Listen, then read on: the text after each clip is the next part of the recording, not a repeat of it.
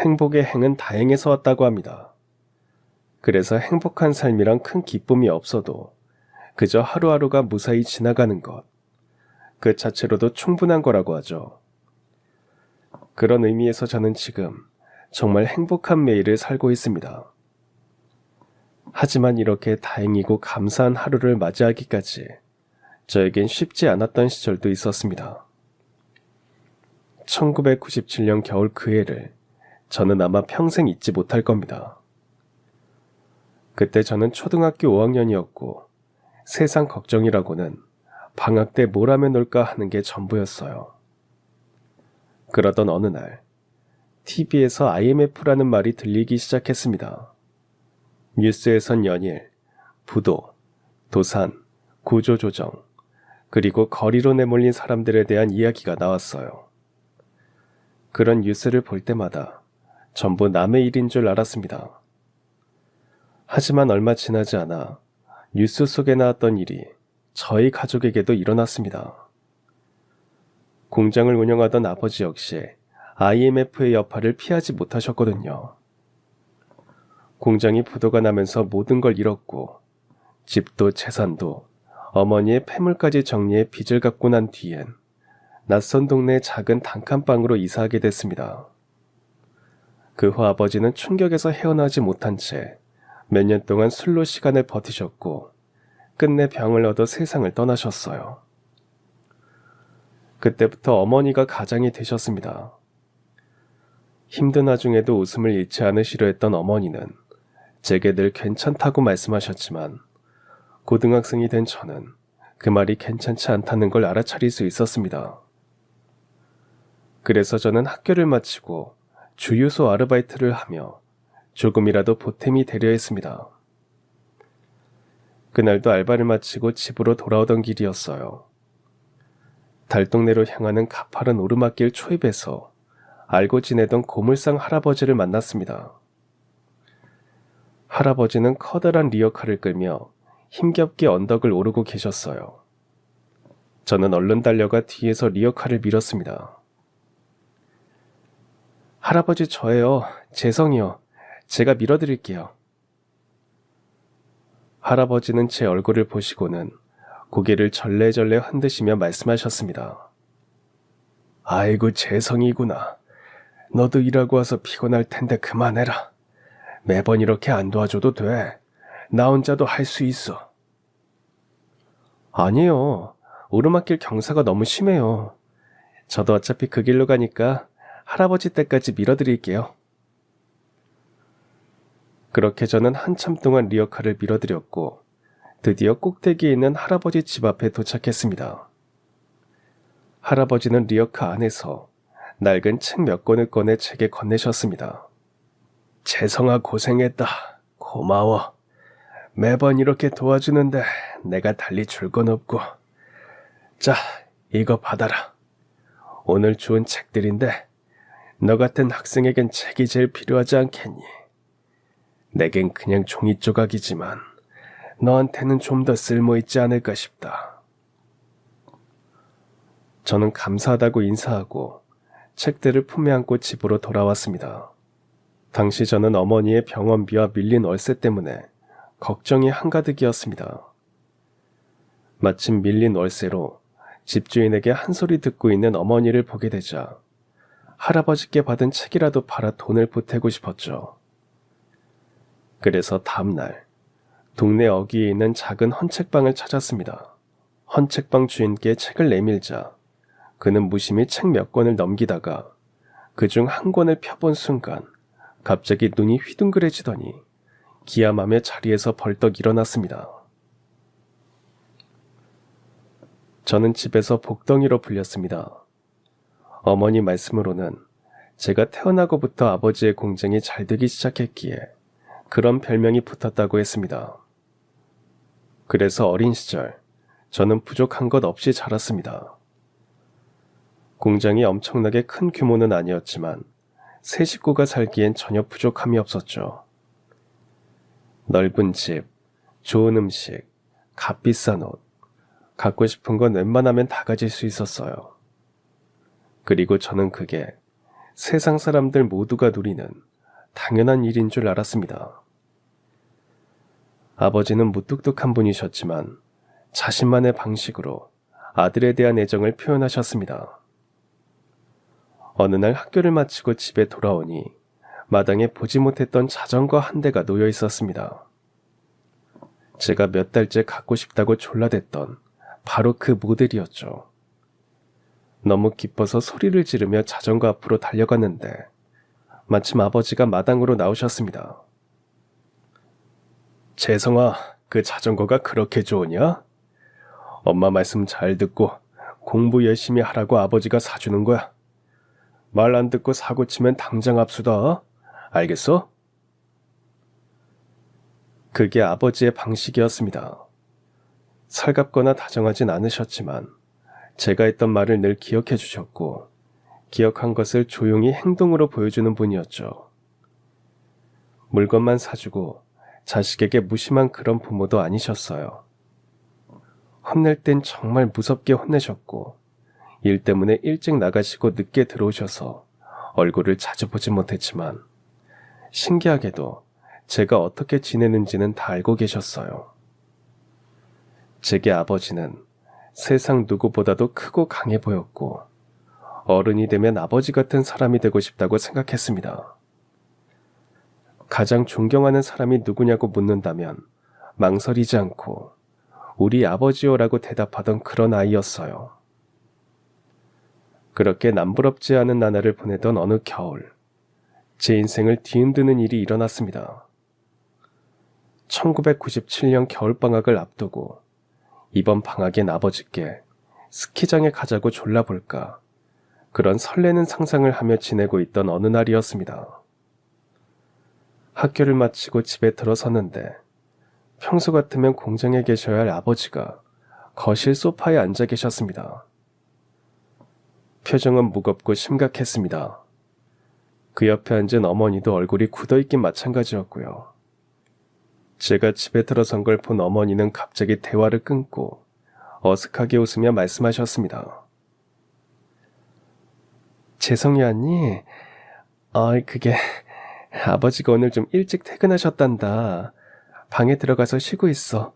이따 저녁 먹을 때 부를게. 그때까지만 해도 저는 아버지가 피곤해서 일찍 들어오신 줄 알았습니다. 하지만 며칠 지나지 않아 그게 단순한 퇴근이 아니었다는 걸 알게 됐습니다. IMF, 그 단어가 그 시절을 대표하는 이름이었습니다. TV를 틀면 하루도 빠짐없이 기업 도산, 부도, 구조조정, 실업자 수만 명 발생, 이런 기사들이 쏟아졌습니다. 12살짜리 아이에게는 이해도 체감도 어려운 일이었습니다. 하지만 그 뉴스는 점점 남의 이야기가 아닌 우리 집 이야기가 되기 시작했습니다. 하루는 거실에서 부모님의 대화를 듣게 됐습니다. 아무래도 이번 주를 넘기기 어려울 것 같아. 그럼 우리 어떻게 해요? 이제 우린 어떻게 되는 거예요? 나도 몰라. 모르겠다고. 그날 이후로 부모님은 자주 다투셨습니다.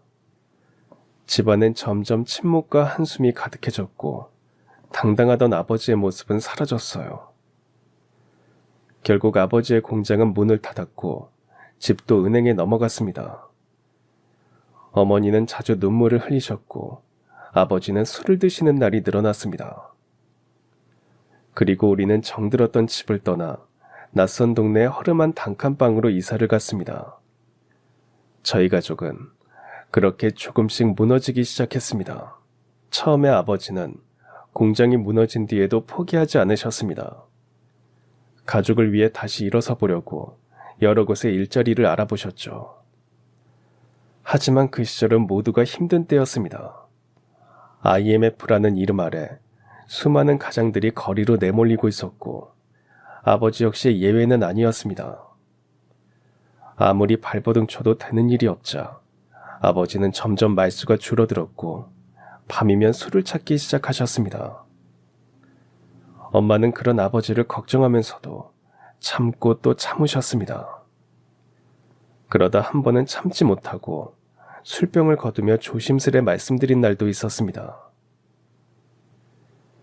여보, 재성 아빠, 제발 정신 좀 차려요.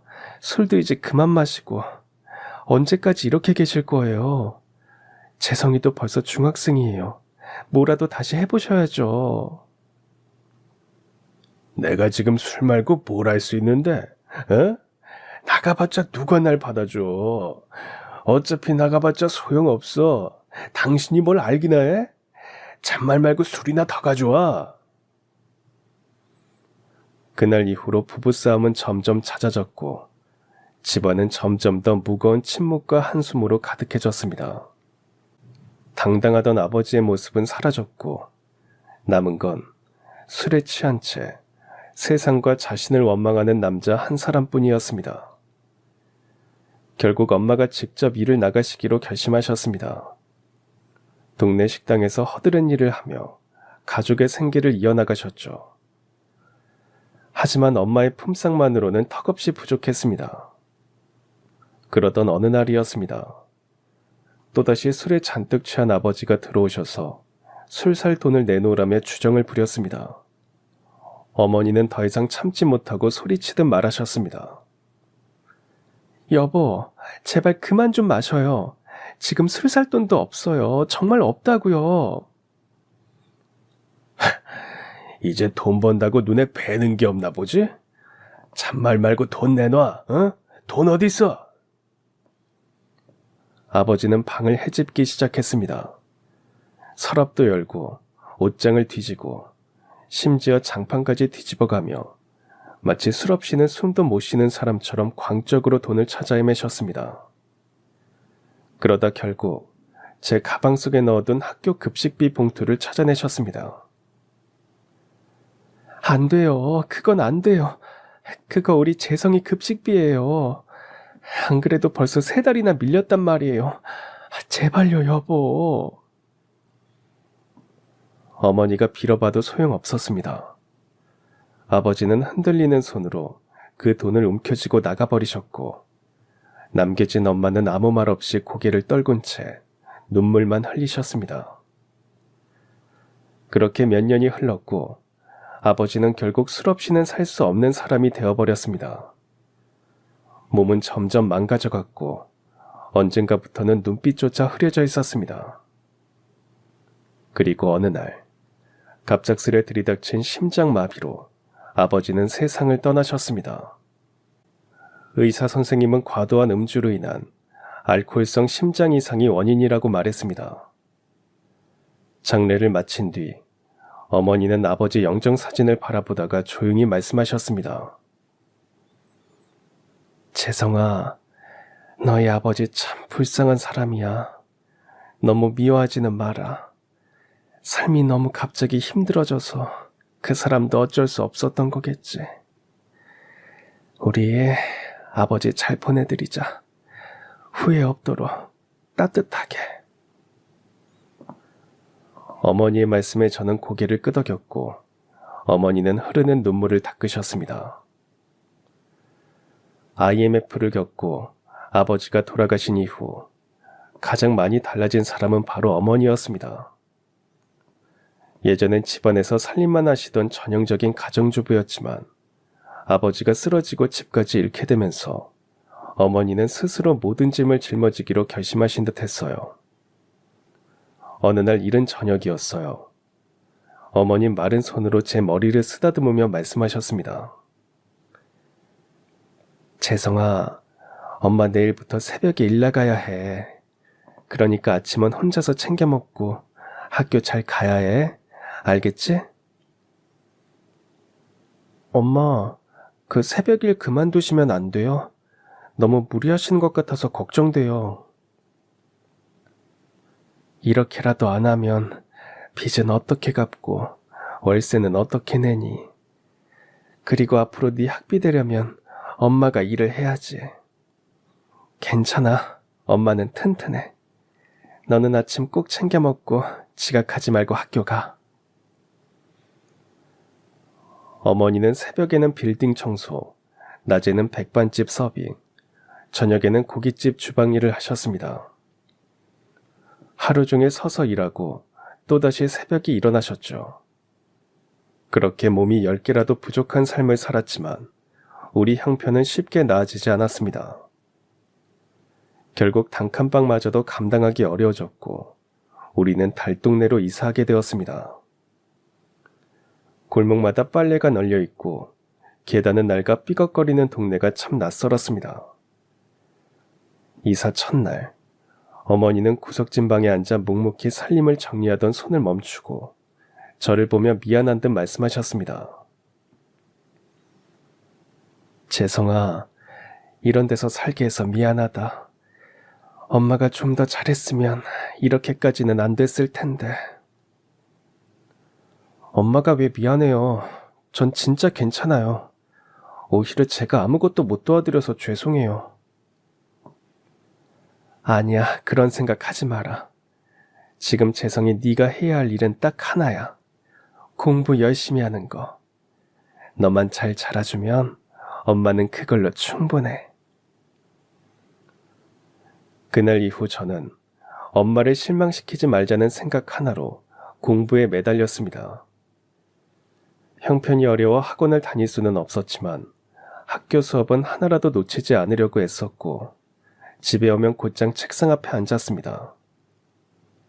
그날도 학교 수업을 마치고 골목 버스에서 내려 달동네로 향하던 길이었습니다. 가파른 비탈길을 오르다 문득 앞에 있는 리어카 하나가 눈에 띄었습니다. 허리가 굽은 할아버지 한 분이 고물과 폐지를 가득 실은 리어카를 끌고 계셨습니다. 힘겹게 한 걸음씩 떼는 모습이 안쓰러워 저도 모르게 달려가 리어카 뒤를 밀기 시작했죠. 그 뒤에 누구요? 아, 저는 이 동네 사는 학생인데요. 너무 힘들어 보이셔서요. 도와드릴게요. 아유, 됐어. 나 혼자 끌 수 있어. 학생은 학생 일이나 보러 가. 괜찮아요. 저도 이 길 가는 중이에요. 같이 가요. 할아버지는 처음엔 계속 거절하셨지만 제가 꿋꿋이 밀다 보니 어느새 아무 말 없이 리어카를 맡기셨습니다. 그렇게 한참을 올라 결국 달동네 꼭대기까지 도착했을 때 할아버지가 멈춰서며 말씀하셨습니다. 다 왔다. 여기가 내 집이야. 집이라고 하기엔 너무 초라했습니다. 벽은 군데군데 금이가 있었고 좁은 마당 한켠에는 차곡차곡 쌓인 고물이 가득했어요. 저도 이 동네 살아요. 저희 집은 중간쯤에 있어요. 근데 할아버지, 매번 혼자서 이걸 끌고 오세요? 그럼 나 혼자 오지 누가 도와줘. 너처럼 이렇게 도와준 사람 처음이야. 아유, 살다 보니 이런 날도 있네. 처음이라고요? 왜 아무도 안 도와줬을까요? 세상이 다 그렇지 뭐. 다들 먹고 살기 바쁜 세상이니 누굴 챙길 겨를이 있나. 잠깐 기다려봐. 여기까지 왔는데 물 한 잔이라도 마시고 가. 할아버지는 집 안에서 컵 하나를 꺼내어 차가운 냉수 한 잔을 내주셨습니다. 이것도 인연인데. 학생, 이름이 뭐야? 저는 박재성이에요. 고등학교 1학년 17살이에요. 그럼 저는 이만 가보겠습니다. 할아버지는 말없이 고개를 끄덕이셨고 저는 발걸음을 돌려 집으로 향했습니다. 그날 이후 고물상 할아버지와 저는 자주 마주치게 됐습니다. 제가 학교에서 돌아오는 시간과 할아버지가 일을 마치고 집으로 향하는 시간이 비슷했던 거죠. 서로 얼굴을 익히고 나니 동네 골목 어귀에서 마주치면 고개를 끄덕이거나 가볍게 인사를 나누곤 했습니다. 그러던 어느 날이었습니다. 버스를 타고 집으로 가던 중이었는데 창밖으로 익숙한 리어카가 눈에 들어왔습니다. 바로 고물상 할아버지였습니다. 그런데 뭔가 이상했어요. 리어카에 고물이 지나치게 많이 실려 있었고 그 무게 탓인지 중심을 잃은 채 한순간 짐이 와르르 쏟아지며 도로로 흩어졌습니다. 할아버지는 다급히 리어카를 세우고 떨어진 고물들을 주워 담기 시작했습니다. 차들이 경적을 울리며 피해 지나가고 있었지만 아무도 멈춰 도와주는 사람은 없었어요. 그 모습을 본 저는 망설이지 않고 다음 정류장에서 급히 버스에서 내렸습니다. 그리고 숨을 헐떡이며 할아버지 쪽으로 달려갔어요. 아니 재성이, 너 여기서 뭐하냐? 갑자기 어디서 나온 거야? 버스 타고 가다가 할아버지 보여서 내렸어요. 얼른 도와드릴게요. 할아버지와 함께 급하게 도로 위에 고물을 주워 담았습니다. 종이, 깡통, 철사들이 흩어져 있었고 차에 치이지 않게 조심조심 손을 놀려야 했죠. 그날은 제가 리어카를 대신 끌었습니다. 할아버지는 뒤에서 천천히 따라오셨고요. 생각보다 리어카는 무겁고 다루기 어려웠습니다. 방향이 자꾸 흐트러졌고 팔힘이 어깨에 힘이 잔뜩 들어갔죠. 우와, 할아버지, 리어카 끄는 것도 이거 보통 일이 아니네요. 그럼 이게 쉬운 게 아니야. 보기엔 그냥 끄는 것 같아도 방향 잡는 것도 힘들고. 아휴, 오르막길은 말도 못해. 기술이 필요한 일이야. 한참을 그렇게 리어카를 끌고 마침내 달동네 꼭대기에 있는 할아버지 댁에 도착했습니다. 숨을 고르는 채게 할아버지는 쭈뼛거리며 다가오셨어요. 아까 도로 한복판에서 고물이 다 쏟아졌을 때 솔직히 진짜 당황스러웠다. 차들은 빵빵대고 사람들은 그냥 지나가고. 아휴, 등에서 식은땀이 다 나더라. 재성이 너 아니었으면 큰일 날 뻔했다. 정말 고맙다, 재성아. 아이, 별 말씀을요. 같은 동네 사는데 그 정도는 할 수 있어요. 참 이상하게도 말이다.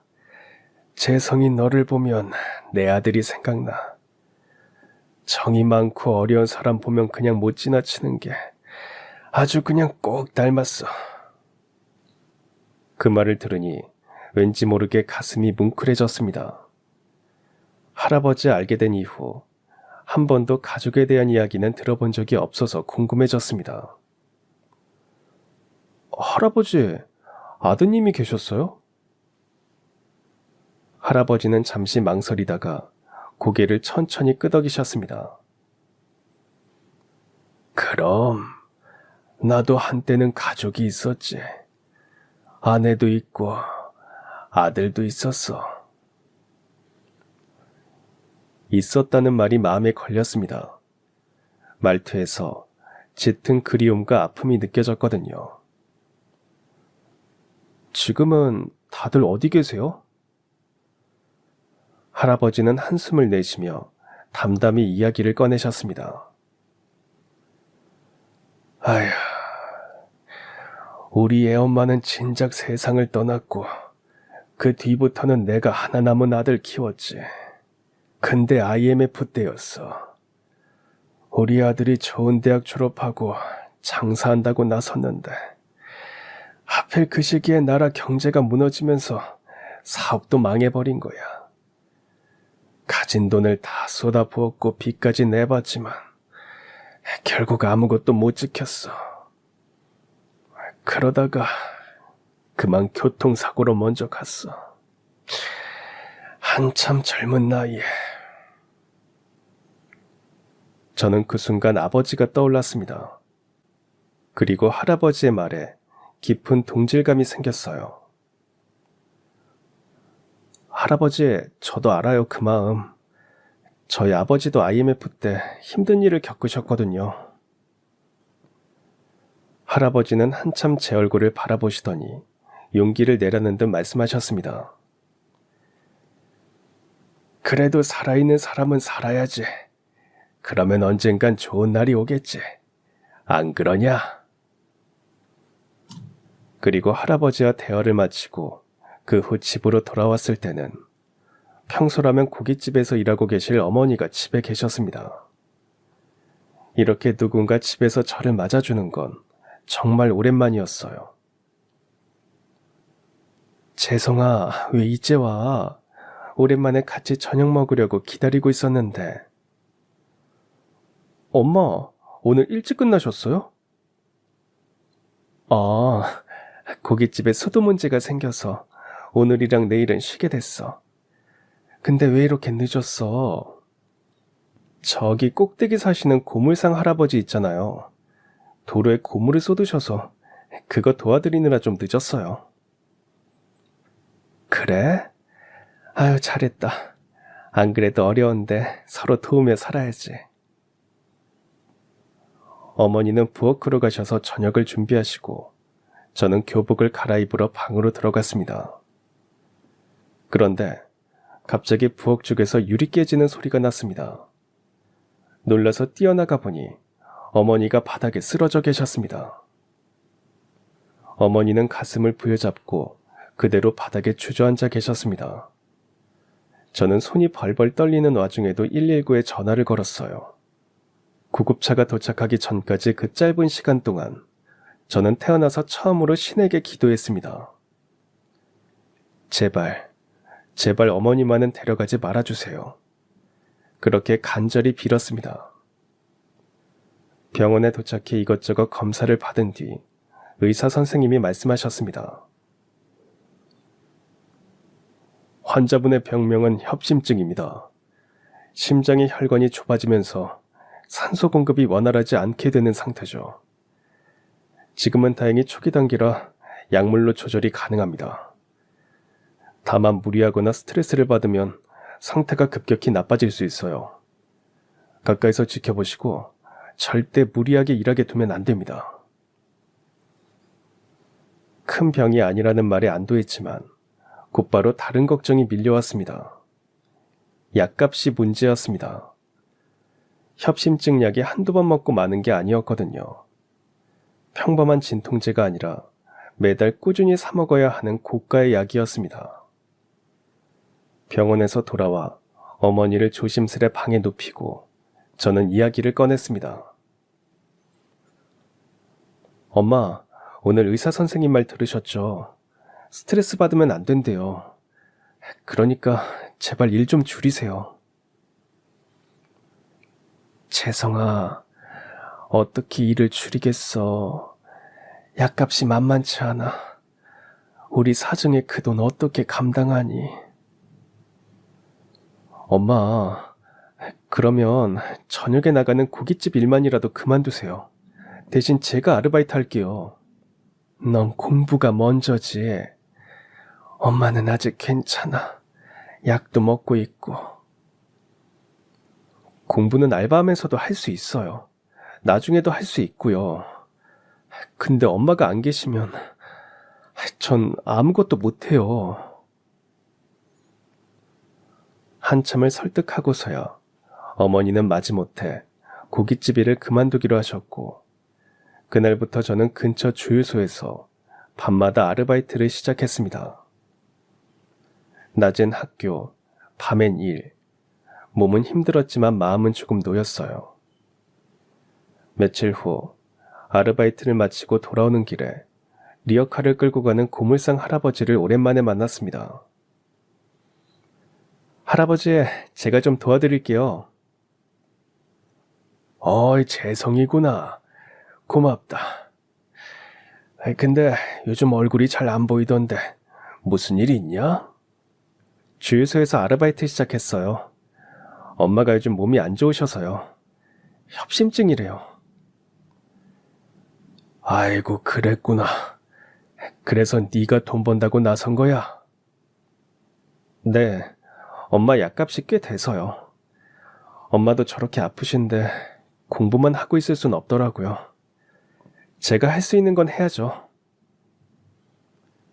이야기를 하며 걸으니 어느새 할아버지 집에 도착했습니다.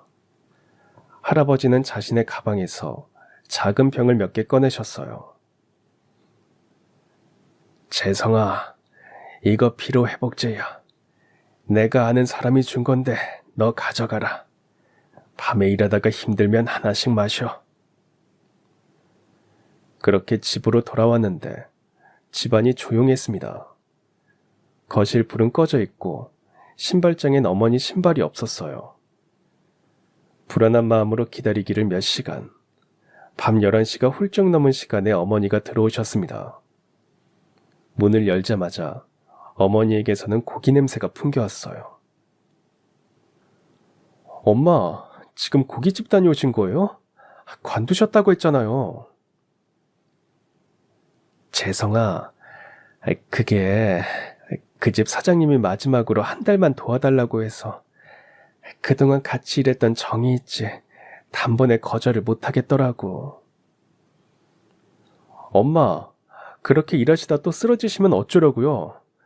제가 더 일할게요. 그러니까 제발 엄마는 좀 쉬세요. 네가 지금 그럴 나이니? 공부해야 할 시기잖아. 엄마는 약 먹고 괜찮다니까? 네가 일하는 건 반대야. 서로의 마음이 다치지 않게 하려다 보니 오히려 말다툼이 길어졌고 큰 소리도 오갔습니다. 그런데 그 순간 어머니가 다시 가슴을 움켜쥐고 휘청이셨어요. 저는 깜짝 놀라 어머니를 부축했습니다. 저는 정신이 아득해졌습니다. 어머니를 부축하다가 안 되겠다 싶어 택시를 잡아타고 병원으로 달려갔어요. 검사 결과는 생각보다 심각했습니다. 의사는 협심증이 빠르게 진행됐고 약물 치료만으론 더 이상 버틸 수 없는 상태라고 했습니다. 지금은 스텐트 삽입 시술을 받아야 합니다. 이건 좁아진 혈관을 확장시키는 시술인데 더 늦추면 심근경색 같은 큰 문제로 이어질 수 있어요. 위험하진 않나요?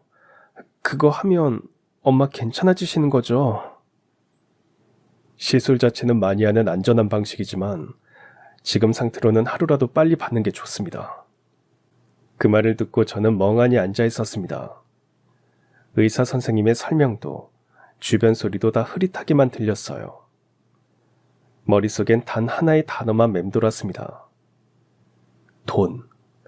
늘 그랬듯 문제는 결국 돈이었습니다. 우리 집 형편에 시술비까지 감당하는 건 불가능에 가까웠어요.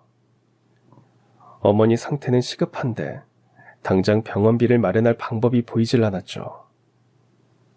집으로 돌아와 어머니를 눕히고 난 뒤 저는 잠도 오지 않아 뜬 눈으로 밤을 지새웠습니다. 그 다음날 출근하자마자 주유소 사장님께 조심스레 말을 꺼냈습니다. 사장님, 혹시 죄송한데 월급을 조금만 갑을 받을 수 있을까요?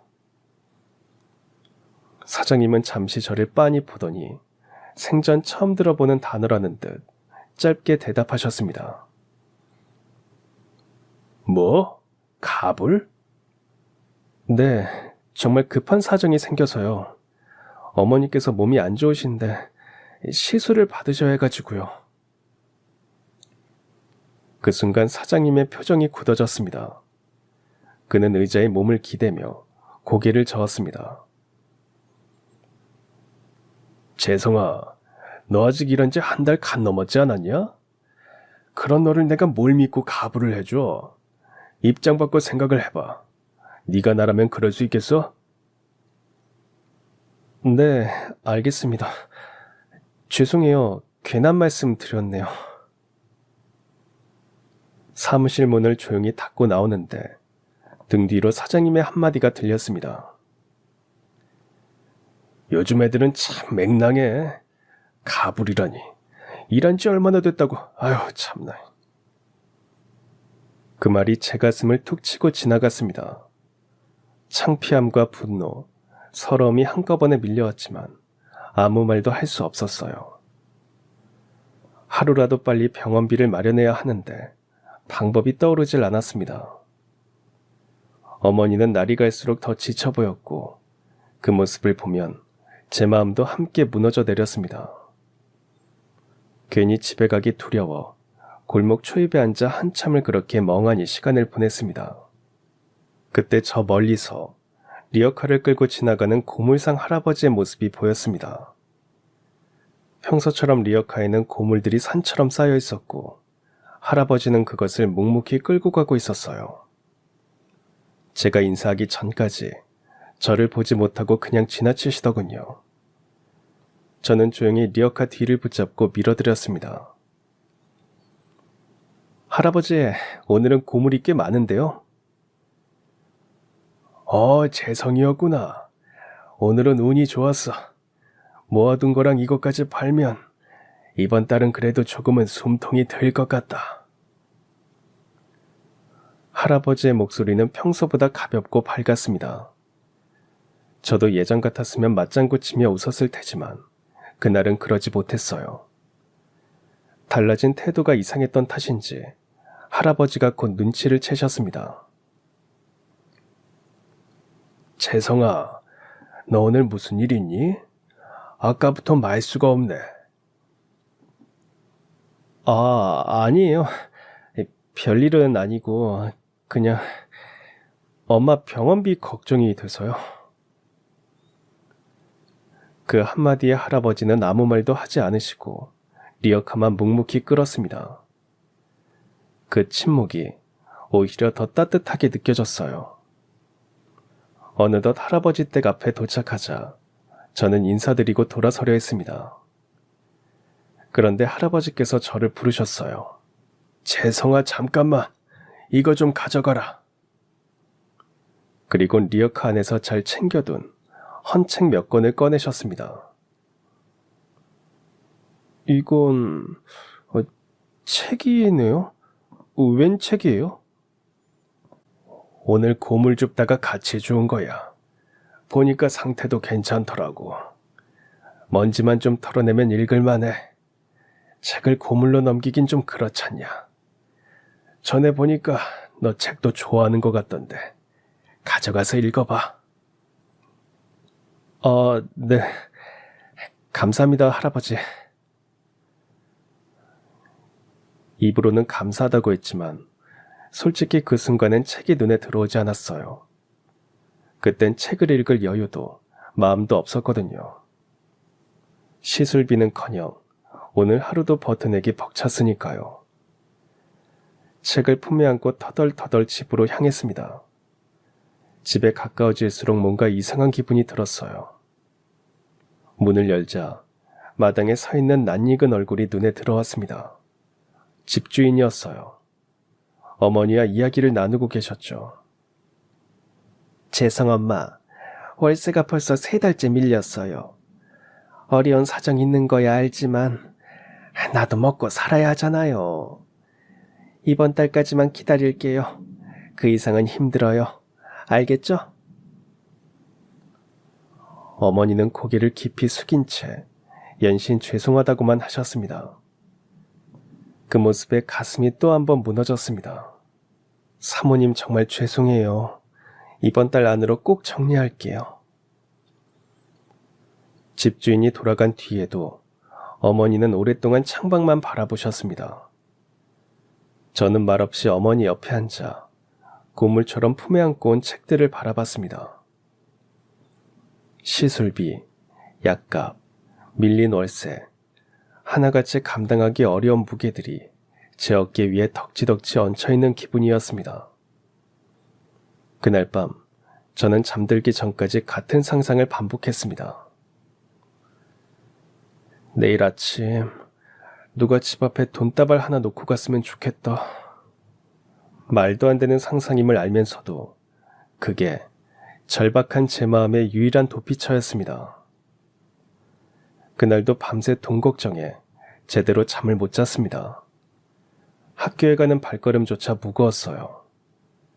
어머니 시술비에 밀린 월세까지 머릿속은 온통 숫자와 계산으로 가득했죠.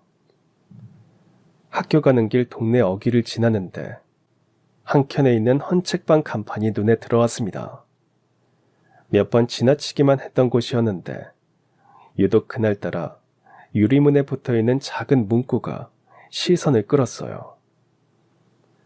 헌책 삽니다. 판매 구입 환영.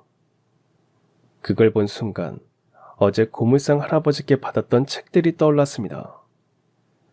사실 별 기대는 없었습니다.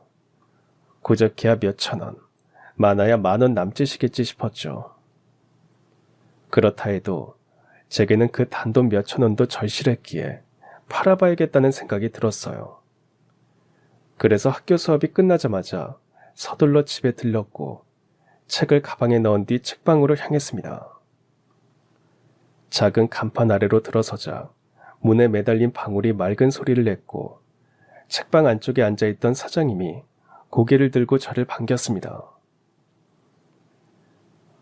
어서 오세요.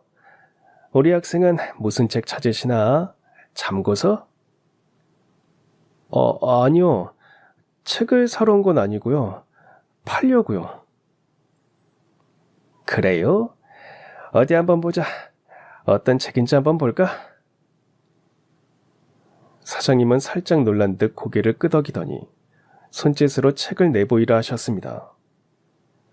저는 가방에서 조심스레 책들을 꺼내 건네드렸습니다. 사장님은 낡은 안경을 고쳤으며 한 권씩 조심스럽게 살펴보기 시작했어요. 한참을 넘기시던 중 어떤 책 한 권에서 손이 멈췄습니다. 그 책을 천천히 펼치시더니 안쪽 표지를 유심히 들여다보며 입가가 굳어졌습니다. 처음엔 무슨 문제가 있나 싶었는데 점점 사장님의 표정이 변하더니 눈이 동그래졌습니다. 그리고는 갑자기 자리에서 벌떡 일어나 제게 다가왔습니다. 학생. 이 책, 이거 어디서 났어요? 예? 그 책이요? 고물상 할아버지가 주셨어요. 왜요? 무슨 일 있나요? 뭐 이상한 거예요? 사장님의 손은 책을 꼭 쥔 채 살짝 떨리고 있었고 목소리는 흥분으로 가득 차 있었습니다. 마치 보물을 발견한 듯 눈빛은 반짝였고 말투도 달라졌어요. 이거 정말 귀한 책이에요. 내가 이 책방 차린 지 15년은 됐는데 이런 책은 처음 봤어. 이건 초판본이요, 초판. 아주 오래전에 한정 수량으로만 출간된 거라 지금은 구하려 해도 못 구해요. 완전 희귀본입니다. 수집가들 사이에선 이거 진짜 보물이에요.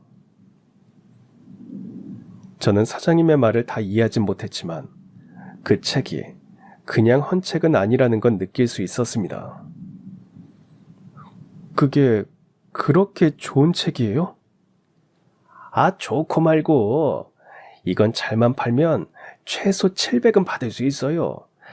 아니 이 상태가 워낙 좋아서 더 나올 수도 있어. 자고로 희귀본은 상태가 생명이거든. 700이요? 설마 700만 원 말씀하시는 거예요? 그럼 700원이겠어? 당연히 700만 원이지. 학생운 진짜 좋은 거야. 내가 지금 바로 살게. 팔 거면 나한테 넘겨요. 내가 시세보다 더 잘 쳐줄게. 순간 머릿속이 하얘졌습니다. 700만 원. 지금 제게 그 돈이면 어머니 시술비도 밀린 월세도 다 해결할 수 있었습니다. 수많은 걱정들이 한꺼번에 날아가는 것 같았죠. 그런데 이상하게도 선뜻 팔겠다는 말이 나오지 않았습니다. 그 책은 처음부터 제 것이 아니었기 때문입니다. 고물상 할아버지가 주신 책, 그것도 읽어보라며 손수 먼지를 털어내어 주신 마음이 담긴 선물이었죠. 당장 돈이 필요했지만 그 책을 팔아버리는 건 어딘가 잘못된 일처럼 느껴졌습니다. 조금 망설이다가 저는 책을 조심스레 사장님께 다시 돌려달라고 했습니다. 사장님, 그 책 그냥 돌려주세요. 사실 이 책은 제 것이 아니라서요. 주신 분이 따로 계시거든요. 이게 이렇게 비싼 건지 몰랐어요. 그래서 그분께 돌려드려야 할 것 같아요. 사장님은 아쉽다는 듯 입맛을 다시며 책을 건네주셨습니다. 그래요? 그럼 어쩔 수 없지. 그치만 학생 꼭 전해줘요. 만약 그분이 이 책 팔 생각이 있으시면 딴 데 가지 말고 꼭 여기로 오라고. 내가 제일 좋은 가격에 바로 살 테니까. 알겠죠? 네, 전해드릴게요. 감사합니다. 책을 품에 안고 책방을 나서는 길. 저는 복잡한 감정에 휩싸였습니다. 한편으론 아쉬움도 있었지만 그 책을 되돌려드려야 한다는 생각만은 이상하리만치 또렷했습니다. 저는 곧장 달동네 꼭대기에 있는 고물상 할아버지 댁으로 향했습니다. 좁고 가파른 골목길을 올라 도착하니 할아버지는 마당 한쪽에서 고물을 정리하고 계셨습니다. 할아버지는 제 모습을 보시자마자 얼굴이 환해지셨죠. 재성아, 이 시간에 어쩐 일이냐? 아이고, 이 땀 좀 봐. 달동네 꼭대기까지 올라오느라 힘들었겠다. 물이나 한잔 할래? 괜찮아요, 할아버지. 그보다 드릴 말씀이 있어서요. 저는 가방에서 팔려다가만 책 한 권을 꺼내 할아버지께 내밀었습니다. 할아버지의 눈동자가 책을 향하더니 곧 익숙한 듯 고개를 끄덕이셨습니다. 이 책은 어제 내가 준 책 아니냐? 맞아요. 그런데 돌려드리러 왔어요. 이걸 나한테 돌려준다고? 왜 그러니? 그건 재성이 너 가지라고 준 건데. 저는 잠시 숨을 골랐습니다. 그리고 천천히 상황을 설명했죠. 사실 요즘 집안 사정이 많이 어렵거든요. 그래서 어제 주신 책들을 팔면 조금이라도 도움이 될까 싶어서 학교 끝나고 책방에 들렀어요. 그런데 그 책 중에 이 책이 엄청 비싼 책이래요. 책방 사장님이 그러는데 몇백만 원은 받을 수 있을 거래요. 할아버지는 놀라는 기색 하나 없이 그저 책등을 한번 쓱 쳐다보셨습니다. 표정에는 미동도 없었고 오히려 오래된 걸 잘 키워낸 듯한 평온함이 느껴졌습니다. 할아버지, 저는 그 말을 듣고 나서 이 책을 팔 수가 없었어요.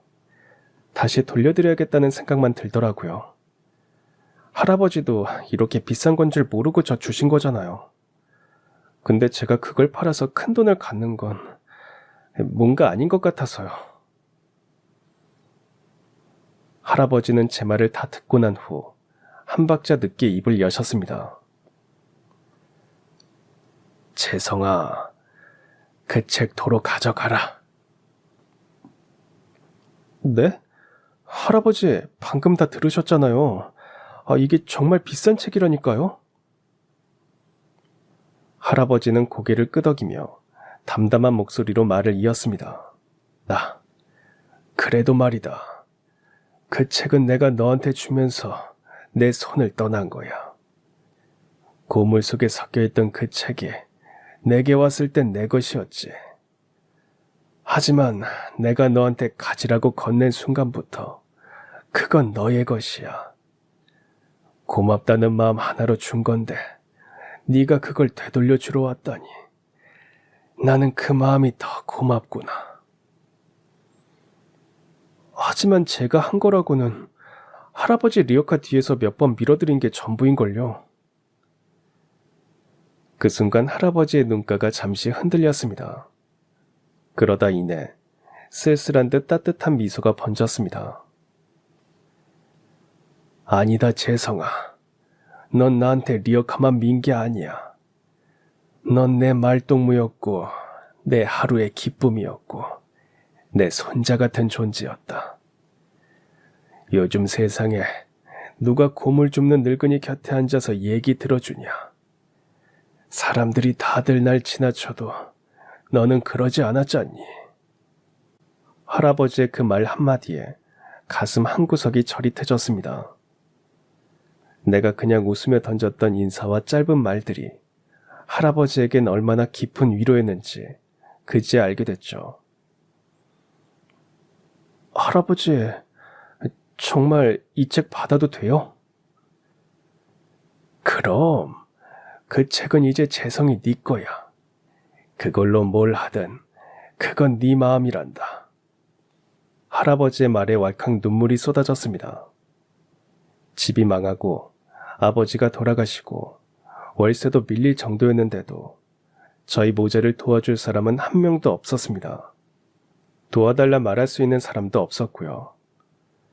그런데 생각지도 못한 행운 덕분에 숨 쉴 구멍이 생기는 듯한 기분이었습니다. 할아버지는 울고 있는 저를 안아주셨습니다. 그 품은 마치 아버지가 예전에 안아주셨던 것처럼 따뜻했습니다.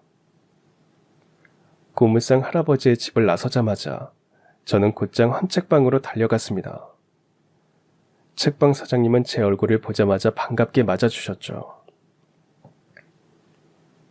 학생 잘 왔어. 그 책 나한테 팔기로 한 거지? 잘 생각했어.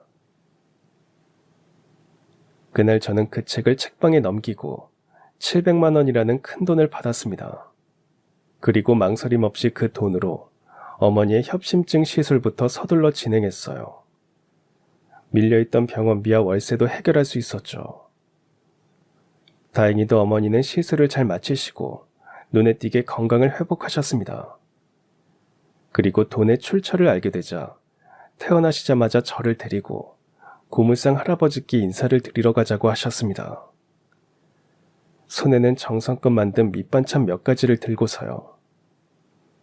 할아버지의 집에 도착하니 마침 마당에 나와 계시던 할아버지께서 저희 모자를 보시고 활짝 웃으셨습니다. 할아버님 안녕하세요. 저는 재성이 엄마입니다. 재성이한테 다 들었습니다. 정말 감사드립니다. 덕분에 수술도 무사히 잘 마쳤고 이렇게 건강하게 다시 일어설 수 있었어요. 이건 제가 만든 밑반찬인데 입맛에 맞으실지 모르겠네요. 아이고, 수술받은 몸으로 이런 걸 또 다 해오고 이제 진짜 괜찮은 거지? 재성이가 엄마 아프다고 얼마나 걱정을 하던지. 참 착한 아이야 그놈은. 네, 제가 복이 많죠. 그래도 할아버지 아니었으면 저희 모자 정말 거리로 나앉을 뻔했어요. 정말 큰 은혜 입었습니다. 앞으로 제가 밑반찬은 종종 가져다 드릴게요. 그렇게라도 어르신께 진 빚을 갚고 싶습니다. 꼭이요. 할아버지는 어머니의 진심 어린 마음을 기꺼이 받아들이셨습니다. 그 뒤로 어머니는 다시 일터에 나가 바쁘게 일하셨고 저도 안정된 환경 속에서 하루하루를 아껴가며 열심히 공부했습니다. 결국 긴 노력 끝에 저는 이름만 들어도 알 수 있는 명문대학교에 합격했습니다. 합격 소식을 들었을 때 어머니는 두 손 모아 눈물 흘리셨고 할아버지는 손뼉을 치며 세상 누구보다 기뻐해 주셨습니다. 등록금은 그때 팔았던 책값 중에 남은 걸로 해결했고 대학을 졸업한 뒤에는 국내 굴지의 대기업에 당당히 입사했습니다. 그 덕분에 오랜 달동네 생활도 끝내고 어머니와 함께 더 좋은 곳으로 이사할 수 있었죠. 하지만 그 후에도 고물상 할아버지와의 인연은 끝나지 않았습니다. 어디를 가든 어떤 자리에 있든 저에게 가장 고마운 사람은 할아버지였으니까요. 할아버지, 저 왔어요. 재성이요. 그래, 재성이 왔구나. 이야, 갈수록 인물 좋아지는구나. 어머니가 싸주신 반찬 냉장고에 넣어둘게요. 식사 꼭 잘 챙겨 드시고요. 그리고 이건 보너스 받아서 드리는 용돈이에요. 재성아, 이런 거 안 줘도 된다니까. 빈손으로 와도 난 좋아. 늙은이한테 찾아와 주는 게 어디니? 알아요. 그런데 제가 드리고 싶어서 그래요. 먹고 싶은 거 드시고 필요하신 데 쓰세요. 아프시면 병원도 꼭 가시고요. 맨날 받기만 해서 염치가 없구나. 할아버지, 서운하게 그런 말씀 마세요.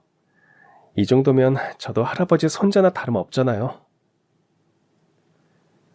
세월이 흐를수록 저는 사회에서 자리를 잡아가고 있었지만 할아버지의 몸은 점점 약해지셨습니다. 예전처럼 리어카를 끌고 고물을 모으던 모습은 더 이상 볼 수 없었고 힘겹게 숨을 쉬시며 마당에 나오는 날이 점점 줄어들었죠. 가족 하나 없는 할아버지를 생각하면 마음이 아팠습니다. 그래서 저는 바쁜 와중에도 시간을 쪼개 병원에 모시고 다니고 자주 찾아뵈며 손자처럼 곁을 지켰습니다. 그러나 함께할 시간은 생각보다 길지 않았습니다. 제가 32살이 되던 해 할아버지는 노환으로 조용히 세상을 떠나셨습니다. 그날 이후 낡은 골목길에도 허름한 마당에도 할아버지의 모습은 더 이상 볼 수 없게 됐어요. 가족이 없던 할아버지를 대신해 저는 상주가 되어 장례를 치렀습니다. 소박하지만 정성스럽게 조용히 하지만 진심을 다해 마지막 인사를 드렸습니다. 어머니 역시 너무나 슬퍼하시며 할아버지의 마지막 길을 배웅하셨습니다. 지금도 매년 기일이 되면 저희 모자는 할아버지의 유골함에 안치된 납골당을 찾아갑니다. 어머니는 여전히 반찬 몇 가지를 싸서 들고 가시고 저는 할아버지가 좋아하시던 작은 찹쌀떡을 한 봉지 사갑니다. 그리고 속으로 항상 이렇게 말을 합니다. 할아버지, 저 잘 살고 있습니다. 이게 다 할아버지 덕분이에요. 그 뒤로 시간은 참 빠르게 흘렀습니다. 어느덧 저는 40이 되었고 회사에서는 최연소 임원이라는 직함도 달게 되었습니다. 남들이 보기엔 그야말로 성공한 인생을 살고 있는 셈이죠. 하지만 저는 잘 알고 있습니다. 이 모든 게 단순히 제 노력만으로 이뤄진 건 아니었다는 걸요. 고물상 할아버지께 받은 따뜻한 마음, 제가 무심코 베푼 작은 선의 하나가 제게 인생을 다시 시작할 수 있는 두 번째 기회를 안겨줬습니다. 그리고 그 기회가 지금의 저를 만들었습니다. 그리고 제 마음속엔 오랫동안 품어온 작은 꿈 하나가 있습니다. 지금보다 나이가 조금 더 들고 삶의 속도를 조금 늦출 수 있게 되면 작고 조용한 서점을 하나 열고 싶습니다. 그날 고물상 할아버지가 건네주신 그 책 한 권 때문에 갖게 된 꿈이죠. 그 일을 겪은 뒤로는 책을 결코 가볍게 볼 수 없게 됐거든요. 한 권의 책이 누군가에게는 삶의 전환점이 될 수 있다는 걸 저는 몸소 깨달았습니다.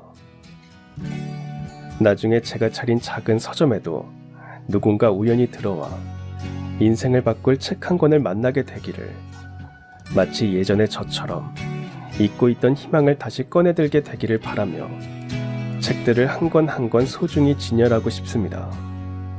그럼 지금까지 사연 들어주셔서 감사합니다. 사연이 재밌으셨다면 구독과 좋아요 부탁드려요. 감사합니다. 안녕히 계세요.